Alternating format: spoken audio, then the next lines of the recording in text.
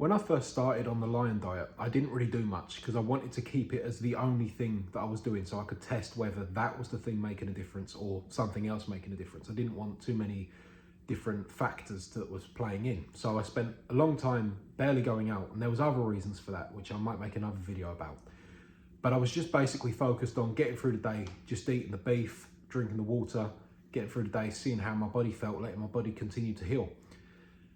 It came to a point where I actually felt good enough to start doing things, and that was a big change for me. So I booked up to go to this conference where someone was speaking that I know, and I went to the conference. Now I've spoken about this in a previous video, that what happened was before I went, I washed the car manually by hand.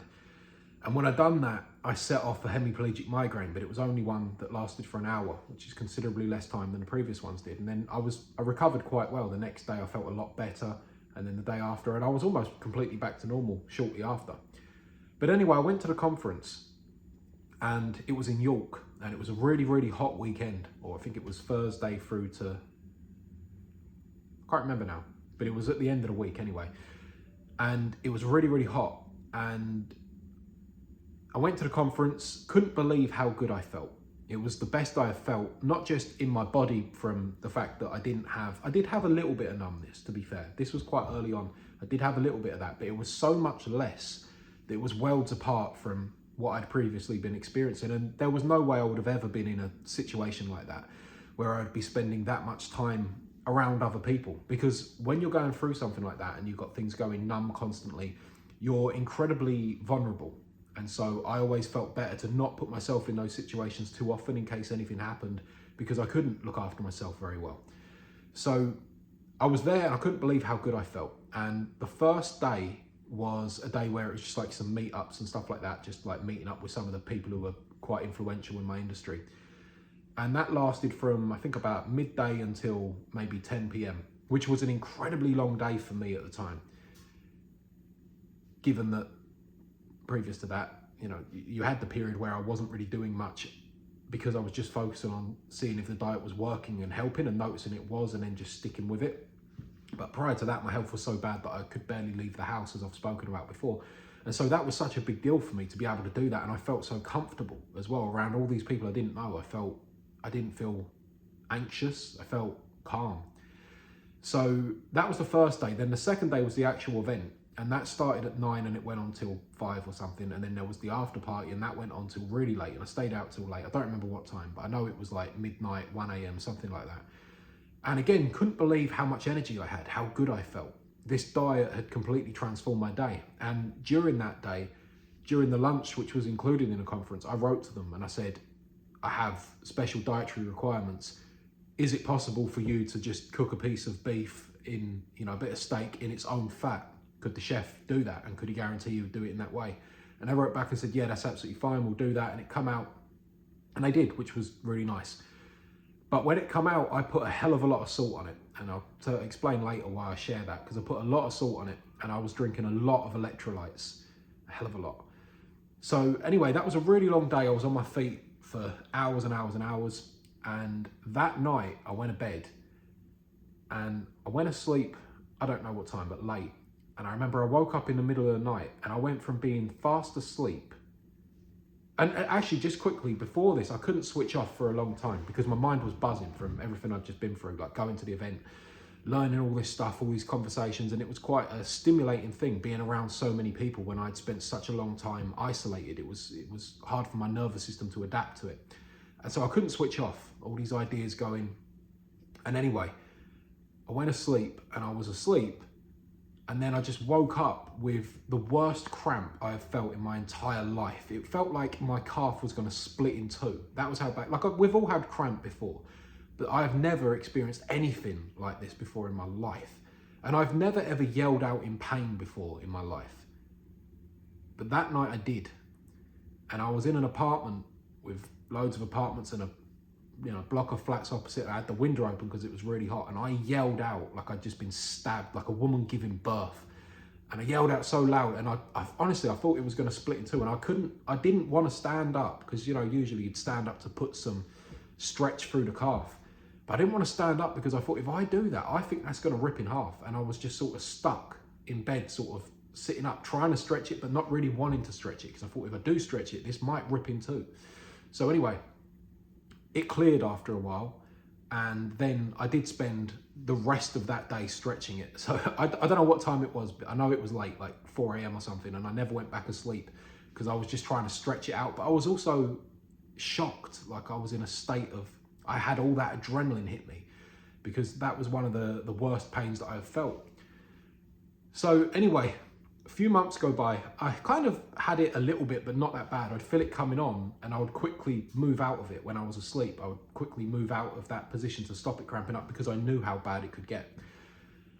Then there was one day I went for a walk, and I went up this big hill that was behind my house. There was this great big hill, and I used to walk up that and down it before I started the Lion diet. When I started it, I stopped doing that because I knew that sometimes I'd done that and it made my back worse. And I didn't want to be doing that. And then, like I said earlier, throwing in another factor that could be causing problems. I wanted to just do the diet and just see how that affected it without anything else there. So I went up the hill this day because I wanted to go for a bit of a walk. I felt okay. And as I was coming down it, I had that same feeling, not as bad, but still very, very bad. I had that happen in my calf, and I was stuck, like I could barely walk, and I was just stuck there. And I remember realizing how far away from anything that area I was in was at the time, because I was totally stuck and no one around, which was kind of a good thing in a way, because it kind of makes you feel a bit safer when there's no one around and you're in that state, doesn't it? So anyway, after about 5 minutes of standing there just waiting, hoping it'd go, it did go. And then I walked back very, very carefully, making sure that I didn't put any pressure on it or anything.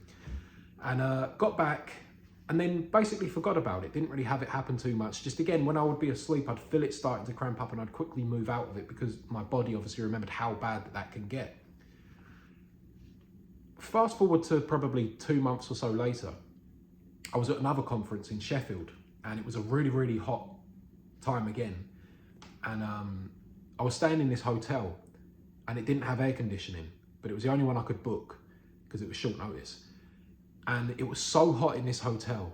And I remember I said to him, I can't sleep. It must have been, you're gonna think I'm exaggerating, but I would put money on that being over 32 degrees in there. I would put money on it all night as well. And she said, it's an old building, so it holds heat. You know, a lot of, like, the guests are complaining about the same thing. And I said, well, isn't there a room that's gonna be a bit cooler you can move me into? She said, there's this other room here. She said, but it'll have the same problem. And I said, well, instead of moving me into that, could I just get the fan out of that? So I got another fan. So she gave me another fan. I ended up with 3 fans in the end. Anyway, I had this like system where it was circulating air around. It didn't really do anything because it was just pushing hot air around. But I went to the conference anyway the next day, and I was there, and it weren't anything special, but it was a relatively long day. I got there at 9 and I left at about 5. And then when I come back that night, again, I was asleep, and I got that cramp in my calf in the middle of the night. And it wasn't as bad as the time in York, but it was still very, very bad. And so I started asking ChatGPT, what can I do about this? Like, there's clearly the diet here is having some level of influence on it, because I never used to get this before I started the diet. So something is causing this. What can I do about it? And it was talking about, it could be electrolyte imbalances, stuff like that. I said that, you know, I take electrolytes. And then it suggested that I try bone broth. And I didn't know what bone broth was at the time. I hadn't heard anyone talk about it. And I looked into it a bit more and I found out what it is. And if you don't know what it is either, it's basically they get the bones from the cow, and then they add water, and then they boil it. And I think sometimes they put cartilage in as well, the cartilage from the cow. And they boil it, and then, you know, you get that liquid, and then they dehydrate that liquid, and then what's left is the powder. So if you make it yourself, I imagine it would be a lot better. But when I looked into the process of doing it, I thought, well, I can't do that from this hotel room, you know, getting a load of animal bones from a butcher and trying to boil it up in a hotel room. So I found this one, and it took a long time. And if you're having this issue and you want to try and see if this works for you, have a close look at the ingredients, because most of the bone broths that they sell, the powdered bone broths, have got so many things added to it. Some of them even have gluten, you know, added to it. So you have to make sure that it's one that's pure, that is just the bones and the cartilage of the animal that's being boiled down, and there'll be preservatives, all kind of stuff. So anyway, I spent a long time looking into it, and I gave it a go, and I bought some off Amazon. I got it delivered. I went and got it from one of them lockers, you know, them lock-up things. I went and got that, and I tried it, and that night I never got the cramp come back again. And I thought that might just have been a coincidence. But then the next day I spent all day out. I went to some other classes and stuff like that. And that was a much longer day where I'd done a lot more walking. I was on my feet a lot more. And I was wearing the same shoes because, you know, some people suggested maybe it's your shoes that's doing it. I was wearing the same shoes. But again, I never got the cramp that night. So I concluded that there is obviously something in that is helping, whether it's electrolytes, some sort of minerals or whatever, something in it seemed to work. The other thing that I experienced during that time, and this is why I was sharing all of the stuff about the heat, was that I went to a sauna, and I don't normally do anything like this. It was just because I was there. Back then, like I was never doing any of that stuff. None of it was on the doorstep. And I did, as I say, I didn't want anything else to be affecting it. I didn't want to be feeling rough and then thinking that may have been the sauna that done it, or it may have been the diet that's doing it. I wanted to make sure that it was always just I was doing the diet and nothing else. But this time I thought I wanted to go to the sauna. I felt pretty good in myself. I didn't feel like I had too many health problems. I was really doing well at this point. I was pure lion diet, eating nothing but beef, drinking nothing but water, and I did feel at my best. And I thought I want to do it to treat myself. I've always liked saunas and steam rooms. I've always enjoyed the experience. Whether it actually helps anything for your health, I don't know. I know that they say it does, but whether it truly does, I don't know. But I've always enjoyed it. So I went there, and then when I come out of there, the short version is I felt absolutely exhausted. I felt like I sat down in a chair waiting for the Uber, and I felt like I couldn't get up. But I did get up and I went and sat in there, and then when he drove me back, I felt like it was so much effort getting out of the car, and I felt really rough. I felt really headachy, and I got back to the hotel room and I tried drinking some bone broth, and it seemed to really quickly pick me up. So it does make me wonder if an element of this was dehydration. Both of the times I was very hot. It was, you know, very hot weekends both times, and doing a lot of moving about, being up on your feet quite a lot. I wonder if there was an element of dehydration added to which, you know, the high salt intake on that first day when it was at its worst. Other people have said to me when I've spoken about this that it may be that my salt was too high. And I know that I have suffered with that because I will often really overdo it with salt because I want to taste something. So I've noticed that I'm the sort of person who will often overindulge in things. And salt was the thing I was overindulging in. So it may well be salt that fixed it. That would fix it if you're having the same issue as reducing your salt. But I just found during that period, I kept my salt the same, and I was still, and started having the bone broth, and the cramps stopped. So one to think about, if you're getting the cramp, try bone broth, just make sure it's one that's pure. Maybe consider reducing your salt. I've not been able to test that solely on its own to see, because I find it very difficult to run a test for that. I have been to a couple of conferences since that have been very long days where I've not been consuming lots of salt and I've not had bone broth and I've not had the cramp, but I don't know whether that's just that my body's getting more used to it now or what. That was something that obviously happened very early on. So I just thought I'd share my experiences with that. That's something worth trying. Bone broth, my body seemed to be okay with it. Now, if I was just starting on the lion diet, I probably wouldn't put bone broth in at the beginning just in case, because I think you really need to see that early win to see how much better your body responds when you're just eating beef and just drinking water.